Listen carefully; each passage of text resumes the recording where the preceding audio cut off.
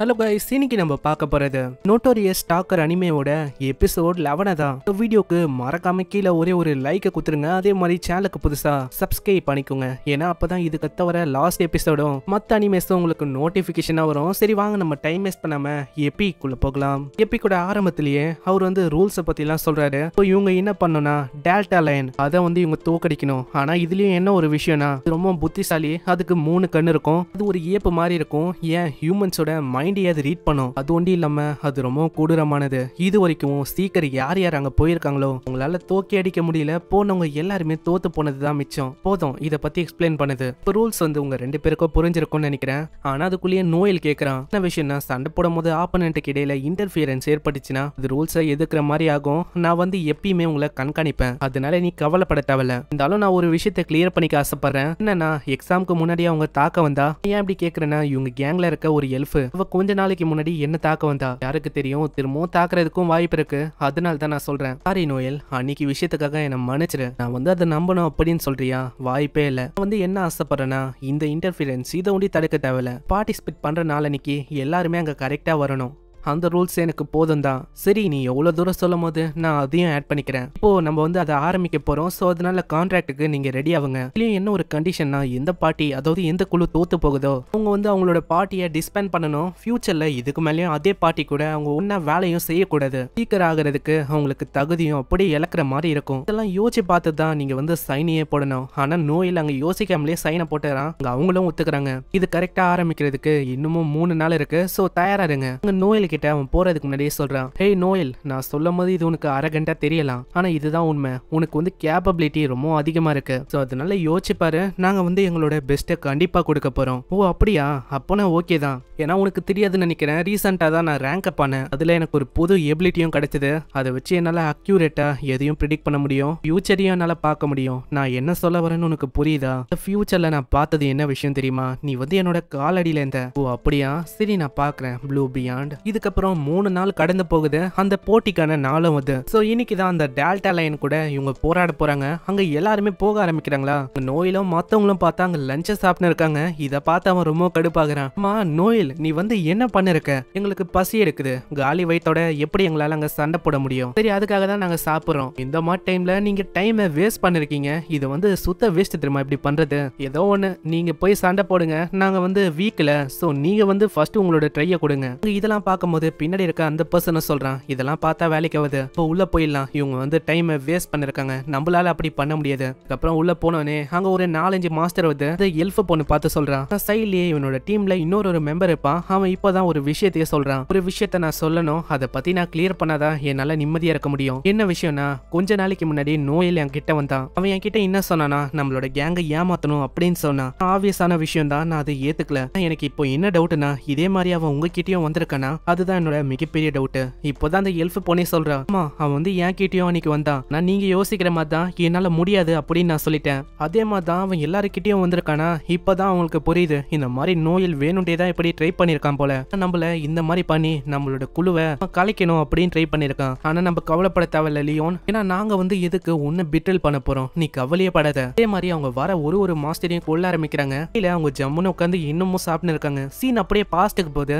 அவங்களோட ஆளுங்களுக்கு வந்திருக்கும்ல, அதை அனுப்புனதே நோயல் தான். இதை பத்தி அவருக்கும் தெரியும். அவர் சொல்லிருப்பாரு அவளைக்கும் பிரச்சனை இல்ல. ஆனா நீ இதை பண்ணி கன்ஃபார்மா உன்னால ஜெயிக்க முடியுமா? எனக்கு நம்பிக்கை இருக்கு. என்னால கண்டிப்பா ஜெயிக்க முடியும். ஏன்னா நான் ஓவர்தேத்தோட மகனாச்சு. எனக்கு எப்படி சண்டை போடணும்னு அவரு சொல்லி தந்திருக்காரு. பரவாயில்ல, நீ உண்மையிலேயே ஒரு தந்திரமான பையன் தான். இதுக்கப்புறம் சீன் பிரசன்ட்க்கு வந்து அவங்கள பத்தி அவன் சொல்றான். நீங்க சாதனமா அந்த லியோனை எடை போடக்கூடாது. அவனோட அந்த விங்ஸ் எபிலிட்டி அது ரொம்ப பயங்கரமான எபிலிட்டி. அதுக்கும் மேல அவங்களோட பார்ட்டி அதுவும் ஸ்ட்ராங் தான். அதனாலேயே அவங்களால ஈஸியாவே அங்க இருக்கிற மாஸ்டர்ஸை கொல்ல முடியும். ஆனா நம்ம பொறுமையா வெயிட் பண்ணாலே போதும். தானா மாட்டோம். ஆல்ரெடி நான் விதைய போட்டுட்டேன். இதுக்கப்புறம் அது கொஞ்சம் கொஞ்சமா வளர்றதுக்கு நம்ம வெயிட் பண்ணணும். நீங்க கவலைப்பட தேவையில்ல. எனக்கு நம்பிக்கை இருக்கு. நம்ம கண்டிப்பா அதை ஜெயிக்க தான் போறோம். ஏன்னா லியோன் கூடிய சீக்கிரத்துல ஏமாந்து போக போறான். சீன் அப்படியே இன்னமும் பாஸ்ட்டுக்கு போகுது. அதாவது அந்த ரூல்ஸை பத்தி சொல்லிருப்பாங்களே. அதுக்கப்புறம் கொஞ்ச நாள் கழிச்சு அதாவது அந்த 3 நாளுக்கு இடையில அந்த டைம்ல அவன் கைமை மீட் பண்ணிருக்கான். கைம், உன்னால என்ன எதுவுமே பண்ண முடியாது. எனக்கு புரியுது. அதாவது இதுக்காக தான் நேத்து அந்த ரூல்ஸை பத்தி நீ கேட்டியா? ஆமா அப்படின்னு சொல்லலாம். ஏன்னா ஏன்னா நான் அதுக்காக தானே இங்க வந்திருக்கேன். என்ன விஷயம்னா நான் பேசணும் அப்படின்னு தான் வந்திருக்கேன். இது வந்து ஏன் உங்களோட ஆளுங்களை ஏமாத்தக்கூடாது? எத்தனை நாள் தான் நீயும் அந்த லியானுக்கு அடியிலேயே வேலை செய்ய போற? நான் லியான் அவனுக்கு உண்மையிலேயே நேச்சுரலாவே ஒரு சீக்கிரம் மாறதுக்கான டேலண்ட் இருக்கு. ஆனா எத்தனை நாள் தான் நீ அவனுக்கு கீழே இறக்க போற? இவன் நீ ஏமாத்தலனா கூட கண்டிப்பா ஒரு நாள் இல்ல ஒரு நாள் நீங்க வந்து ஒரு கிளானாவே மாறீங்க வச்சுக்கோங்க. டைம்ல உன்னால அவன் கூட கீப் அப் பண்ண முடியாது. ஆனா அவன் ஸ்டார்டிங்ல இதுக்கு வந்து வேணான்னு சொல்லிருப்பான். எவ்வளவு விஷயத்த சொல்லும் போது அவன் கரெக்ட்னு சொல்லிட்டு போக ஆரம்பிக்கிறானா, நான் வந்து ஏமாத்த மாட்டேன். ஏன்னா அவன் எனக்கு ஒரு பிரதர் மாதிரி. அவனுக்கு ஈவனா இல்லனா கூட நான் வந்து கண்டிப்பா அவனுக்கு சப்போர்ட் பண்ண போறேன். வந்து உனக்கு ஃப்ரீடம் கொடுக்கலான்னு பார்த்தேன். ஆனா நீ இப்படி சொல்ற, எனக்கு ஒன்னும் ஃப்ரீடம்லாம் வேணாம். சரி அப்புறம் என்ன, இது வந்து உன் இஷ்டம் தான்ப்பா.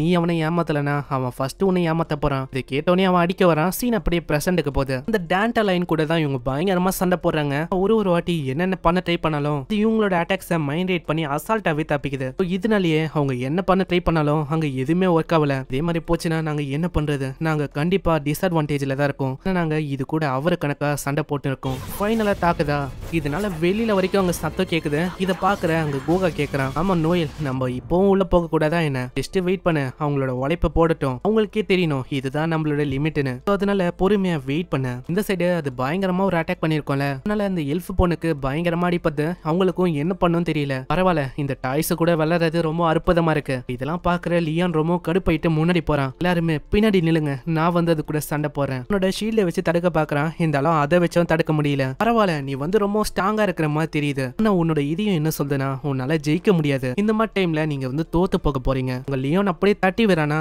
இதை ஒரு வாய்ப்பா வச்சு அவங்க வேற ஒரு இடத்துக்கு தாவிடுறாங்க. அங்க எல்ஃப் பண்ணால இதுக்கு மேலேயும் அங்க ஆரோஸை யூஸ் பண்ண முடியாதான். சோ இப்போ வேற வழியில லியோன், நான் வந்து அதை டிஸ்ட்ராக்ட் பண்ண பாக்குறேன். அந்த டைம் பார்த்து உன்னோட ஸ்பெஷல் அட்டாக் அதை வச்சு மொத்தமா அதை முடிக்க பாரு. ஏன்னா அதுல உன்னோட முழு எம்பி வந்து தேவைப்படும். சோ அதனால இதுதான் ஒரு வாய்ப்பா இருக்கும். ஆனா நீ வந்து என்ன சொல்ற, இதனால உனக்கு கூட அடிப்படை வாய்ப்பு இருக்கு. இல்ல நீ வந்து என்ன நம்பலாம். போன வாட்டி பண்ண மாதிரியே நம்ம இந்த வாட்டியை தப்பிக்கலாம். என்ன சொல்ற? வந்து கண்டிப்பா டாச் பண்றேன். ஆனா லியானுக்கு அவளைக்கும் நம்பிக்கை இல்ல. ஏன்னா போன வாட்டி சண்டை போட்டது சாதாரணமான மாஸ்டர் தான். ஆனா இது டேண்டா லயன். இதெல்லாம் மைண்டை ரீட் பண்ண முடியும். அவ்வளவு சீக்கிரத்துல தப்பிக்க முடியுமான்னு கேட்டா கஷ்டம் தான். இருந்தாலும் அங்க காயம் வந்து சொல்றான், இல்ல என்னால பண்ண முடியும். இல்ல வேணாம், நம்ம வந்து அப்படி பண்ண வேணாம். அப்படின்னா நீ என்ன சொல்ல வர? நம்மளோட கேங்க நம்ம அப்படியே விட்டு போயிடணும் அப்படின்னு சொல்றியா? இதுக்கப்புறம் நம்மளால கிளானா மாற முடியலன்னா அவ்வளவுதான். இதுக்கப்புறம் நம்மளால ஒரு குழுவா இருக்க முடியாது. நம்மளால வேலையும் செய்ய முடியாது. இல்ல இதுக்கு ஒரு வழி இருக்கு. என்னன்னா நம்ம எல்லாருமே ப்ளூ பியாண்ட் கூட சேர்ந்து வேலை செய்யணும். அப்படி பண்ண வேண்டிதான் நம்மளால இதை தோக்கடிக்க முடியும். நம்ம தோக்கடிச்சிட்டா நம்ம கிளானா மாறலன்னா கூட பரவாயில்ல, நம்ம வந்து பிரிய தேவையில்ல.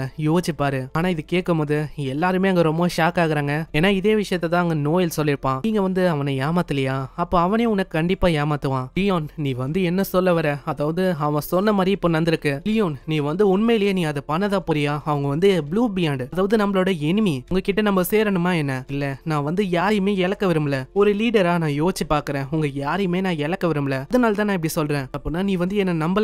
நான் வந்து அவனை விடவும் கீழ்த்தனமா போயிட்டேனா என்ன? என்ன விடவும் அந்த நோயல் ஸ்டாலின், அவனையா நீ அவ்வளவு நம்புற? ஆமாண்டா, நான் அவனை தான் நம்புறேன். இப்போ என்ன அதுக்கு? இது கேட்டோன்னே அவன் வந்து அழுதுங்கன்னே சொல்றான், நீ வந்து அவன் சொன்ன மாதிரியே பண்ணிட்ட. அதாவது நாங்க வந்து உன்னை ஏமாத்தல, நீதான் எங்களை ஏமாத்திட்ட. அந்த உண்மையான ட்ரேடர் நீதான். நம்ம மன்னிச்சிரு இதை பண்றதுக்கு. அப்படியே அவனோட ஒரு எத்துல குத்தி விட்டுறான். நீ வந்து கவலைப்பட தேவையில்ல, நான் உன்னை கொல்ற அளவுக்கு உன்னை குத்தல வேறமா நீ மயங்கிதான் போவ. ஆனா அவன் சொல்றது கரெக்ட் ஆகும் அப்படின்னு நான் யோசிச்சு கூட பாக்கல. நான் எப்பயுமே உன்னை நினைச்சு ஒரு மாதிரி பொறாமப்படுவேன். அது உண்மைதான். ஏன்னா உன்கிட்ட என்ன கம்பேர் பண்ணா என்கிட்ட இல்லாத ஒரு அற்புதமான டேலண்ட் இருக்கு. அதனால நான் வந்து பொறாமப்பட்டேன். ஆனா நீ வந்து எனக்கு ஒரு தம்பி மாதிரி இல்ல, எனக்கு ஃப்ரெண்டு மாதிரியும் தான். நான் உனக்காக என்னோட உயிரை கூட நான் விடுறதுக்கு ரொம்ப தயாரா இருந்தேன். ஆனா நீ வந்து இப்போ வரைக்கும் நம்பவே இல்ல.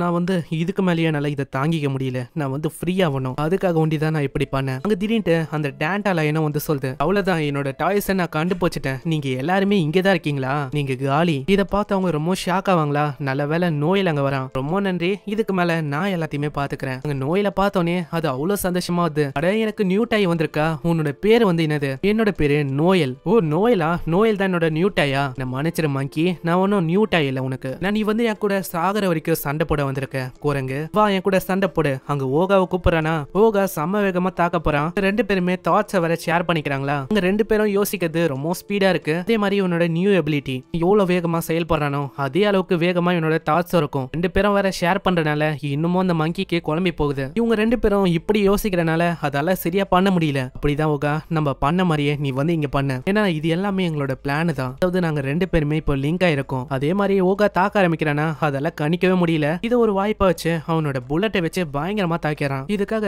நான் 10,000 லூயரை வந்து செலவு பண்ணேன். கண்டிப்பா இதுக்கான பலன் வந்து எனக்கு கிடைக்கும். இன்னமும் அந்த டேண்டாலைன்ஸ் ஆகல. என்னால உங்களோட மைண்டை ரீட் பண்ண முடியல. ஏன்னா ஏகப்பட்ட தாட்ஸ் வந்து ஓடினே இருக்கு. அங்க நோயில் இன்னமும் தாட்ஸோட வேகத்தை அதிகரிக்கிறானா அதோட மண்டியை குழம்பி போகுது. ஏன்னா அந்த அளவுக்கு இவங்க வந்து யோசிக்கிறாங்க. இல்ல நோயில வர கன்னை வச்சு ஃபயர் பண்ணிடுறானா அதால ஒண்ணுமே பண்ண முடியல. இதுக்காக நான் உன்னை விட மாட்டேன். அதோட மண்டையில இருக்க பிரெயினி அது பீச்சு தூக்கி போட்டது. இப்பதான் என்னோட மண்டை வலிக்கல. தாக்கலான்னு வரும்போது ஹேல்மா விட்டு தாக்கிறான். சோ இங்கே இந்த எபிசோட முடியுது. இதுக்கப்புறம் ஒரு எபிசோட்ல தான் நம்மளுக்கு தெரியும் சோ என்ன ஆச்சுன்னு. சோ மறக்காம கீழே ஒரே ஒரு லைக் போட்டுருங்க. அதே மாதிரி சேனலுக்கு புதுசா சப்ஸ்கிரைப் பண்ணிக்கோங்க. ஏன்னா அப்பதான் இதுக்கத்த வர எபிசோடு உங்களுக்கு நோட்டிபிகேஷன் வரும். நான் உங்களை நெக்ஸ்ட் எபிசோட்ல சந்திக்கிறேன். தேங்க்யூ ஃபார் வாட்சிங். சேனரா.